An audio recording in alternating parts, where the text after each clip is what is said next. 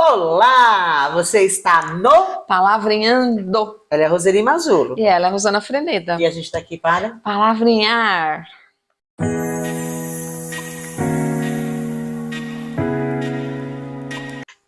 de novo sorteio hoje, né, Rô? Bora pro sorteio. Aproveitar Transparente, o nosso pote transparente. nosso saco de ouro.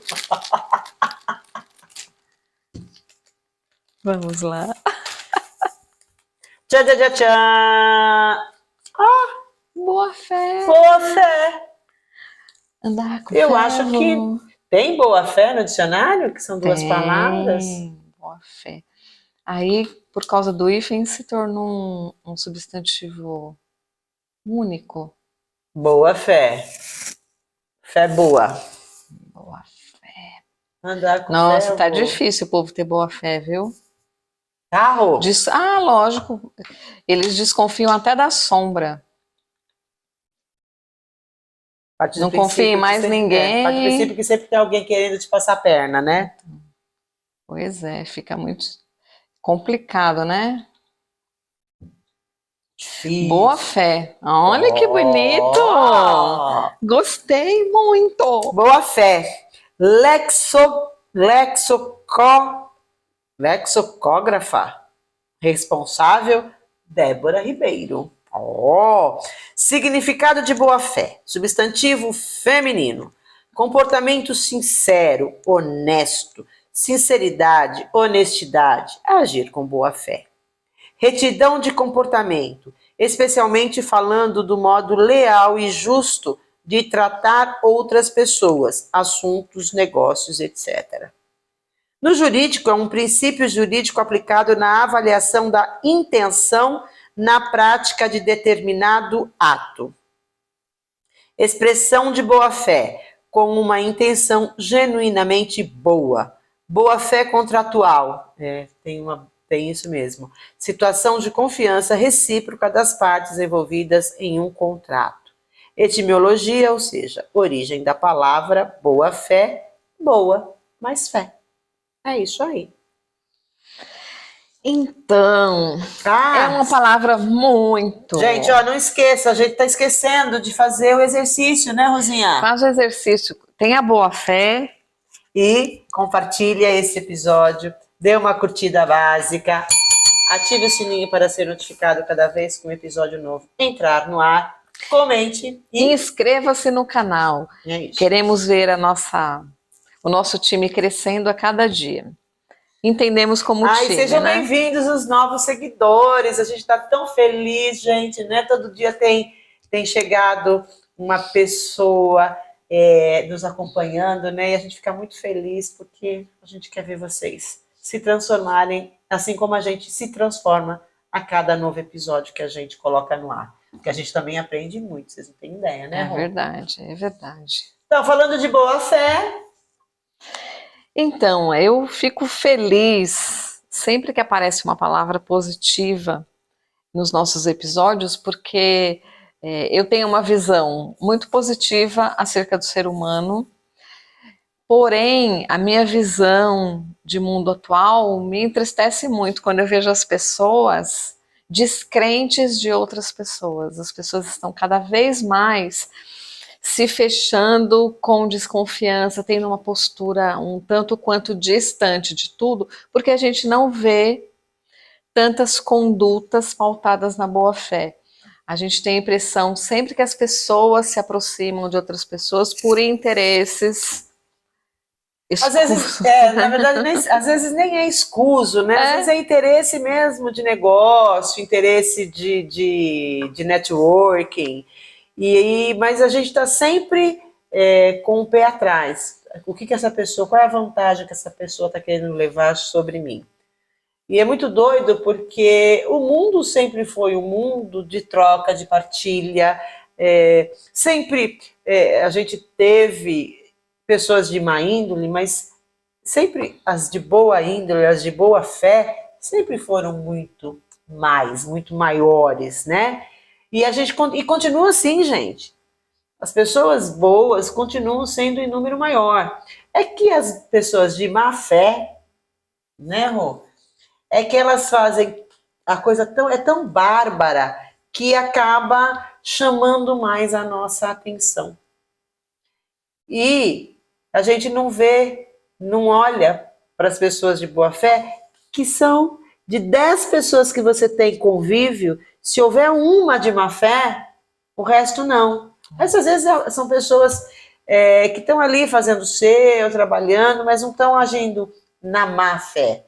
É só você prestar atenção, só tem um dentre aqueles 10. E nós colocamos todo mundo no mesmo pote. A gente coloca e a gente sempre acha, né, que alguém está lá para nos ludibriar, para nos enganar.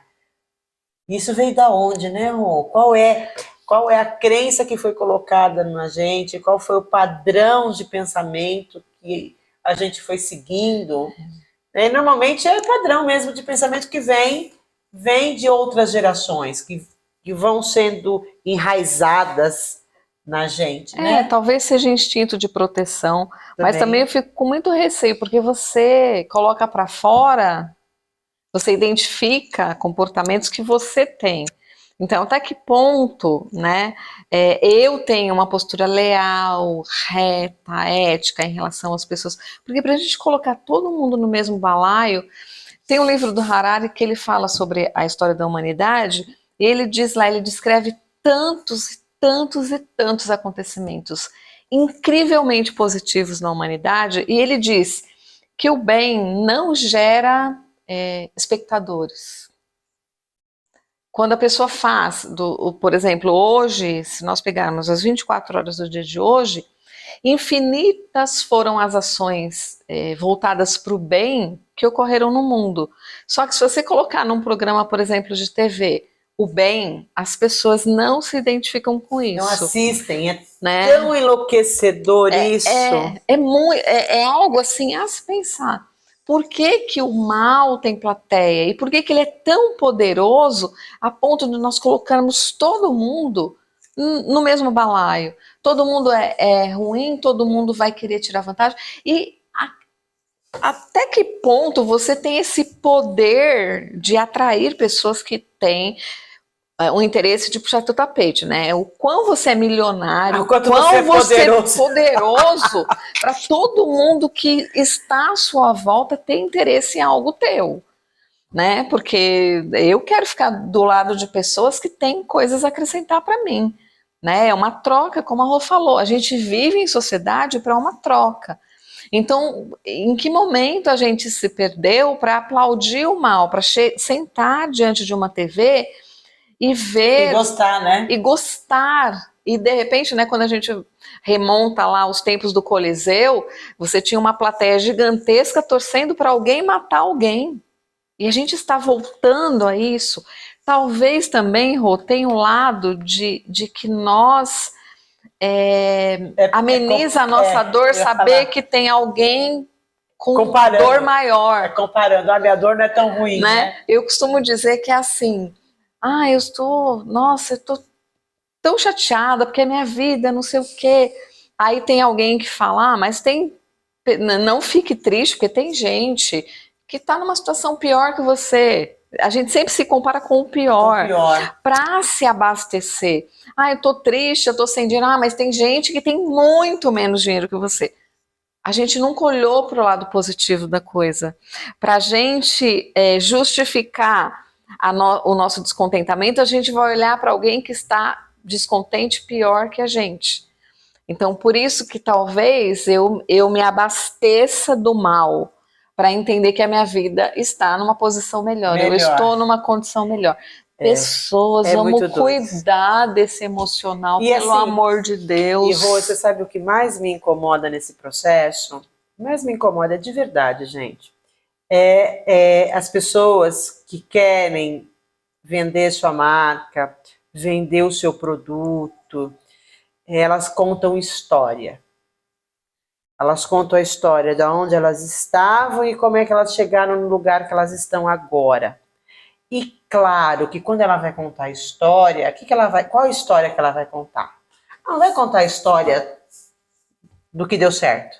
Primeiro ela vai fazer, se ela tem 10 minutos para falar, se ela tem 40 minutos para falar, mais da metade do tempo que essa pessoa tem para falar, ela vai se atentar à miséria, à mazela, para depois, nos minutos finais, contar a virada de chave e o sucesso.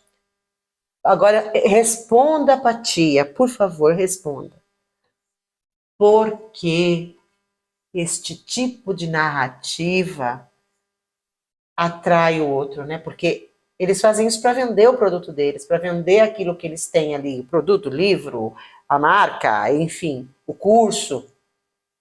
E eu, Rosana, quando a galera do marketing fala para mim que eu tenho que fazer isso, porque assim, eu falei, gente, eu juro por Deus, eu me sinto incomodada de ter que contar. Você pode até citar um processo, mas não entrar em detalhes, sabe? Olha, eu passei por isso aqui, e aí algo me transformou para eu chegar aqui. Pronto. Agora não. Eu passei por isso aqui, é longo. E as pessoas ficam olhando, tipo, uau, como essa pessoa sofreu. Gente. Mas aí, Rô, é que você é saudável emocionalmente. A Rô não tem paciência para a historinha. Deixa eu contar isso para vocês. Ela não tem. Mas aí você tem 2 pontos, Rô. É justamente isso. Você tem 2 pontos ali. Primeiro, se ele conseguiu, eu consigo. Então ele vai contar um rosário de misérias e vai dizer, no final ele vai dizer, esses coaches, esses mentores bilionários que tem por aí, eles vão falar, eu consegui, porque hoje eu tenho um avião, porque hoje eu tenho não sei o quê, mas eu vim de lá, eu vendi limão, eu... Ele vai falar tudo isso, aí você fala, né? Lá o seu inconsciente fala, é possível. De novo, o nosso lugar comum de se colocar abaixo da humanidade. Então, se ele conseguiu, eu consigo. Isso é fato, é só voltar a um episódio que nós acabamos de falar sobre isso. Ele conseguiu, a gente consegue. Mas por que a estratégia da miséria continua sendo utilizada? Porque tem pessoas que, nossa, olha, eu não passei por isso. Eu estou numa condição melhor.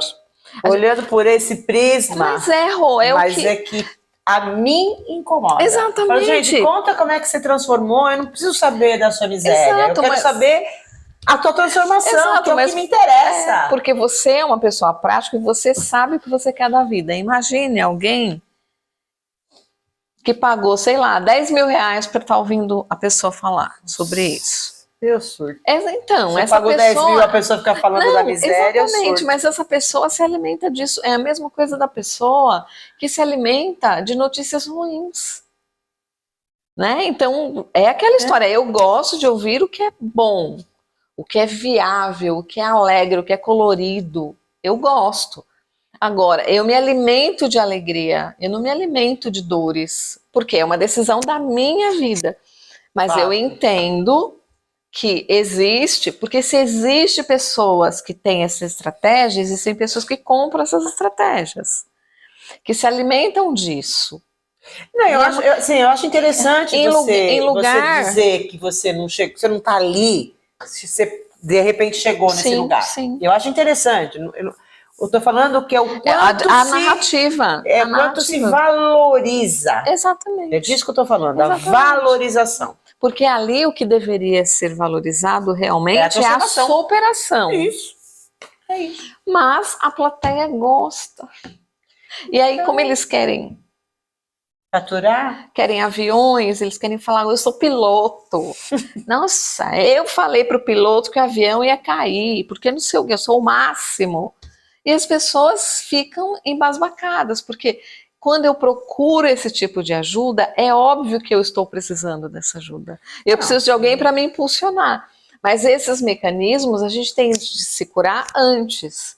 Então, enquanto houver em mim a necessidade de ver o mal e comparar com o bem, o mal jamais será comparado com o bem, porque o bem sempre prevalece. Só que, de novo, é o que nós estamos falando, o mal tem mais plateia, porque ele justifica as nossas dores. ele enaltece o nosso lugar, ainda que esse lugar seja de dor, porque eu vou projetar que existe alguém com dores maiores que a minha, mas esse não é o nosso lugar. Então, quando a gente pensa, né, na história, né, de agir de boa fé, agir de boa fé é agir da maneira com a qual todos os seres humanos deveriam agir. Nós estamos falando aqui de ética, de retidão, de fazer as coisas como elas têm que ser feitas. E nós não estamos falando que boa fé a pessoa... Isso aqui é obrigação. É. Sabe, não, é a mesma história de qual é o seu diferencial, eu sou ético. Gente, ser ético é obrigação. É a mesma coisa o produto tem que ter qualidade. É óbvio, obrigação do teu produto ter qualidade. Não é? Então a questão aqui é por que nós banalizamos o mal? Por que a gente acredita? Mas aí a gente volta, né, na história da má fé, na verdade, é o querer levar vantagem. Né, exatamente. Você volta ali, quem age com má fé? É para levar vantagem. E aí você tem uma plateia que valoriza isso. Porque eu estava conversando outro dia com uma pessoa, fala, puxa vida, né? Quando você conversa com pessoas que se orgulham de burlar a lei, que se orgulham de furar fila, que se orgulham de sentar num banco de idoso, que se orgulham de quando leva multa, vai buscar um amigo que trabalha no Detran para tirar a multa. São esses tipos de pessoas que fazem com que as pessoas que andam com retidão, com ética, que se importam com os outros, sejam desvalorizadas, porque a honestidade, a retidão, a boa-fé é careta, não existe. Você é louco. Né? É a história do você... Ninguém é, né? Ninguém é. Por que você vai ser se ninguém é? É a história de você achar um dinheiro, no caso de você ter noção, ainda que você não tenha noção de quem perdeu, não é seu. Então hoje fala, você é otário de ser honesto, você é otário de respeitar a lei.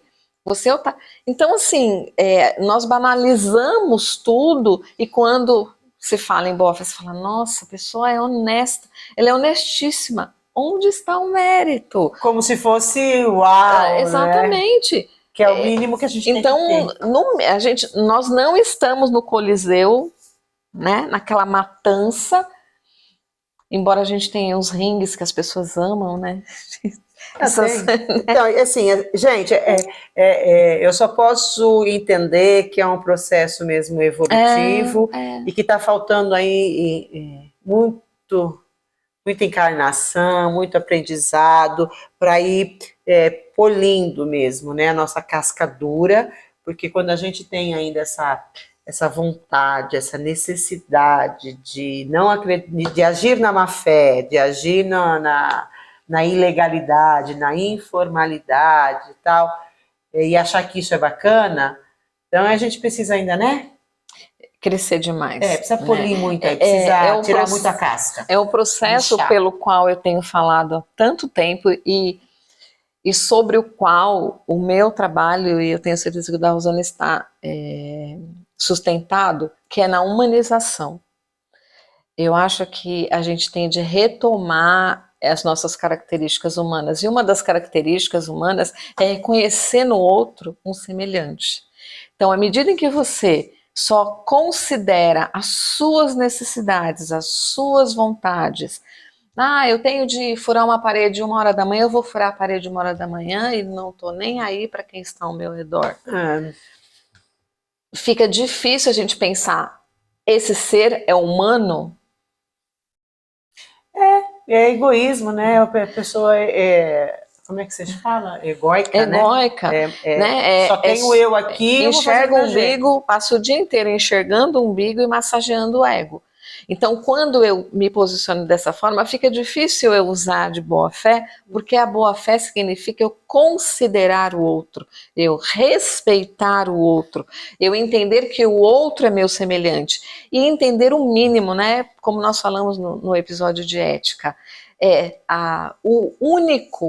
a única lei da humanidade deveria ser: eu não faço para o outro o que eu não quero que façam comigo. É simples assim. Mas, na verdade, como o ego é maior que tudo, eu faço o que eu quero fazer, independente da dor que eu vou gerar no outro, né? E muitas vezes eu me sinto um super-herói de capa e espada, sendo desonesto, doido, né? burlando lei. Então, a gente não tem, não sei o que aconteceu aí com a gente nesse processo, mas assim, e de qualquer forma, viu, galera, não é a maioria. não é nunca. É que a minoria grita mais alto. É. Então aparece mais. Então quem age de má fé está lá nos holofotes da televisão, tá? Que agora a televisão também mudou, né, gente? Antigamente era a televisão, agora você tem a televisão, você tem a internet, que cada vez que você abre ali, que você quer ver sobre algo, aparece uma notícia de alguém que cometeu um crime, seja crime hediondo ou não. Você vê crime de relacionamentos, né? Homens maltratando mulheres psicologicamente, fisicamente. Então não é só o físico, né? Tem o psicológico que é muito forte. Gente, entra na minha timeline lá, entra no meu. Eu passo. Sim, porque senão a gente entra nesse lugar de que não existe boa fé, e aí a gente continua, alimenta mais ainda. Para a nossa vida, as pessoas não têm boa fé, porque eu vi na internet, eu vi na televisão. Então não é assim que funciona. Então vamos parar um pouco de ver. Sabe, você tem o poder de desligar. O poder é seu. Né? Desliga o botão. Não assista noticiário que vai te trazer angústia, que vai fazer você duvidar das pessoas. Assista coisa que te eleve a alma. Sabe, veja uma novela de época, um filme de época, e uma veja novela infantil. Uma novela infantil. Veja como é o comportamento das pessoas, o comportamento das pessoas de boa fé, como é que elas agem. E para mudar mesmo a nossa mentalidade, porque a nossa mentalidade ela está presa no mundo externo que estão jogando para a gente internamente. E isso, gente, a mídia faz. A mídia fez isso a vida inteira. Então não acreditem na mídia. Não acreditem.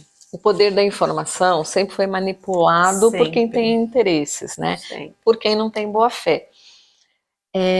Mas nesse exato momento no mundo existem milhões de pessoas trabalhando para o bem.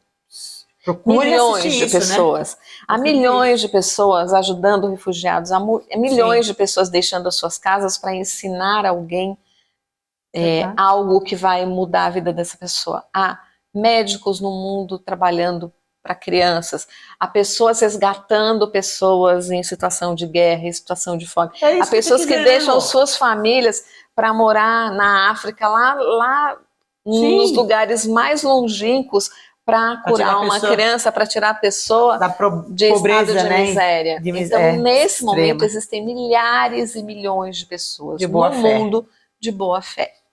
Então, muito as pessoas maiores do que a de má fé. Infinitamente maiores. Então, vamos começar a enaltecer as pessoas que valem a pena, os bons exemplos, as pessoas. Vamos seguir pessoas que são exemplos. Eu pensei nisso, né?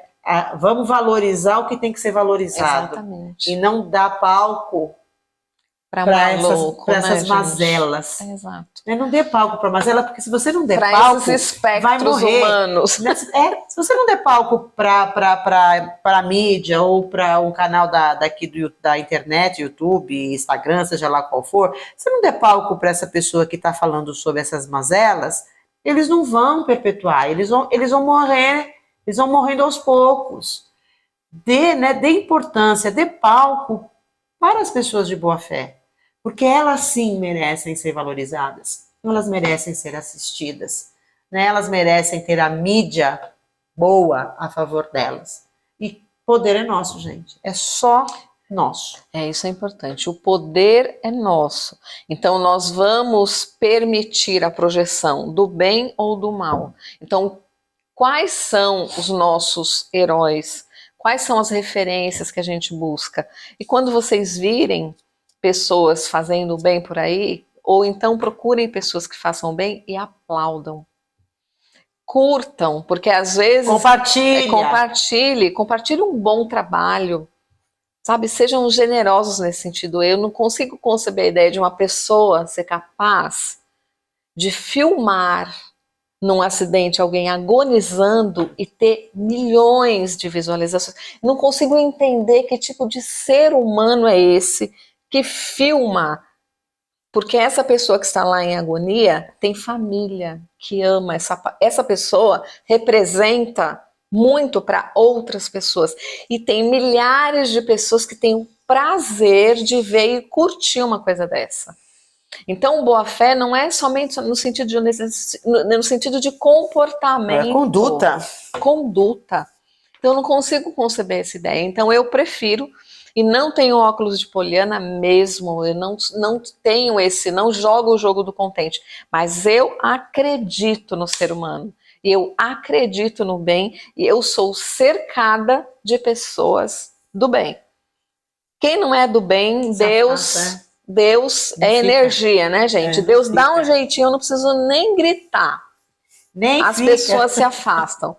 Porque a gente é chata. Porque a gente é do bem, a gente é chata. Você faz tudo certinho. Você não fala palavrão, você não bebe, você não faz nada errado. Eu vivo em prol do bem. E tenho tido gratas surpresas na minha vida de estar cercada do bem e de ter o compromisso com o bem. Eu acredito que as pessoas que vivem ao meu redor têm as melhores intenções e inspirações pela minha conduta e pela conduta delas, né? Tudo é um compartilhamento. O bem jamais perderá para o mal, ainda que vocês insistam. É verdade. E, né, finalizando, não esqueçam, eu vou dar o recadinho do nosso curso Habilidade 360, não posso deixar de falar. Exato. Né, afinal de contas, é um projeto muito legal, tá muito bonito, a gente tá assim, trabalhando nele com muito amor, com muito carinho, porque a nossa ideia, né, isso são palavras da Rose, agigantar pessoas. E a gente só pode agigantar pessoas quando a gente começa a se movimentar. Não adianta nada a gente querer agigantar sentada no nosso sofá assistindo Netflix, né? Isso não vai mudar. Então a gente quer se movimentar, então é um trabalho que a gente está desenvolvendo, a gente está ali debruçada, estudando, vendo o que é melhor para poder apresentar para vocês. É um curso online, mas que é um online que vai ter o acompanhamento nosso. De 15 em 15 dias, eu e Roseli Mazzulo, ou eu, ou ela, ou as duas juntas, a gente estará online ao vivo, de 15 em 15 dias, você na sua casa e a gente na nossa, ou a gente aqui, né, vai depender aí dos horários, mas às quintas-feiras seria o nosso dia da semana, e você vai poder estar ali compartilhando com a gente a tua transformação, o que foi difícil para você, o que na aula caiu bem, o que na aula gravada não caiu, o que você entendeu, o que você não entendeu. A gente vai estar ali para acompanhar esse processo. Porque os cursos hoje estão muitos cursos estão na plataforma, em várias plataformas, né? Esse mercado cresceu muito, principalmente depois da pandemia. E a nossa ideia é a gente acompanhar este mercado, mas do nosso jeito. Não simplesmente jogar um curso lá, vender o curso e não entender o que está acontecendo com o aluno. E o que a gente pode fazer de mais, de melhor. Porque o conteúdo a gente tem, mas não necessariamente o que a gente tem é o que você precisa. Então, a gente vai crescer, vai estar lá o conteúdo, mas a aula presencial vai ser o grande diferencial. Presencial que eu digo ao vivo online, desculpa. Vai ser o grande diferencial, porque a gente vai ouvir você vai retornar e a gente vai ir transformando, né? Vai ir transformando, é ruim, né, de ouvir, mas a gente vai transformando a sua vida, a nossa vida, juntos, porque é uma troca, né? A gente só se colocou no lugar de saculejar vocês, não, Rô? Acabou a história. Nós vivenciamos isso muitas vezes porque a gente vive estudando, mas o que nos inquietava era ver tanta gente fazendo cursos e que nada acontecia depois, porque termina o curso, se é apostilado, eu fechei a apostila, nunca mais vi. Então nós queremos acabar com essa ditadura de eu fiz o curso e ele não reverberou em resultados para mim. Então a ideia é, o conteúdo está lá, mas o que você vai fazer com o conteúdo será acompanhado por nós. A gente vai pegar na sua mão, exatamente, né? E vai falar, ó, é aqui, né? O que é que você precisa fazer? Quais são as estratégias? Cadê o prazo? A gente vai pegar no seu pé, porque eu acho que é o que falta, né? É o que falta. E esse processo vai durar por 1 ano, né? Você comprando o curso, você tem direito aí a acesso. O curso você vai ver, vai assisti-lo provavelmente muito rápido, né? Mas o seu processo será de 1 ano com a gente ali, de 15 em 15 dias, pegando no seu pé, te sacolejando, puxando a sua orelha se for necessário. E aplaudindo suas conquistas. Com certeza. Não é isso, Rô? É isso. Então tá bom. Então a gente já falou disso aqui? Não. Então não deixe de compartilhar. E se você quiser saber mais sobre o curso, comenta eu quero. A gente vai saber que é sobre o curso. Né? Então não deixe de compartilhar para os amigos, para os familiares. Dê o seu joinha. Vamos usar, né, da boa fé para poder transformar as pessoas para um lugar melhor, colocá-las num lugar melhor, elas entenderem, para que elas entendam que elas têm potencialidades, que elas têm um monte de possibilidades, que a vida é cheia delas, mas que elas não estão enxergando, e a gente quer ajudar a enxergar, né? Não, Rô? É um lugar de merecimento. Né? Você vai encontrar o seu lugar de merecimento. Isso aí. E ative os sininhos para ser lembrado quando os novos episódios forem ao ar, sempre logado, senão o senhor YouTube nem vai dar trela para o que você fez a nosso favor.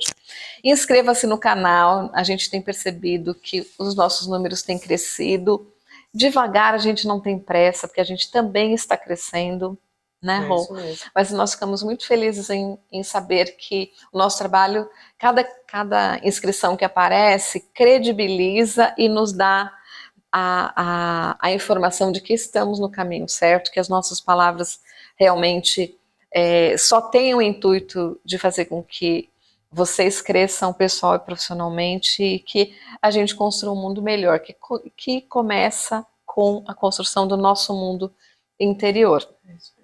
Então, inscrevam-se no canal e comentem muito, muito, muito, por favor. A gente gosta de comunicação, e comunicação é uma via de mão dupla. É isso mesmo. Então é isso, gente. Até o próximo episódio. Vamos? Beijo. Beijo.